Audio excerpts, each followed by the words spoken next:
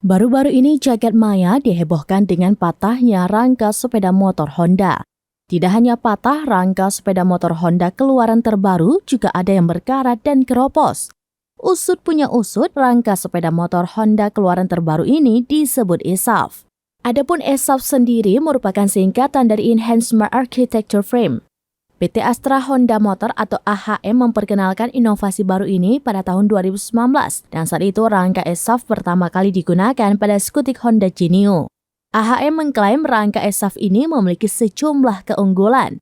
Dilansir kompas.com, rangka ESAF Honda dinilai memiliki bobot lebih ringan.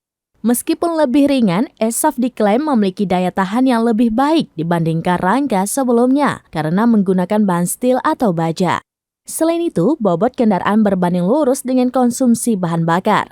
Penggunaan rangka ESAF diklaim mampu membuat pengguna bahan bakar lebih efisien. Bila membandingkan Honda Genio dengan Beat yang dimensi dan kapasitas mesinnya sangat mirip, luas bagasi Genio lebih besar 3 liter dan tangki bahan bakarnya berbeda 0,2 liter. Hingga saat ini, rangka ESAF telah digunakan di beberapa skutik Honda. Seperti Honda Beat keluaran 2020 ke atas, Honda Genio keluaran 2019 hingga sekarang, Honda Vario 160, Honda Scoopy keluaran 2020 hingga sekarang.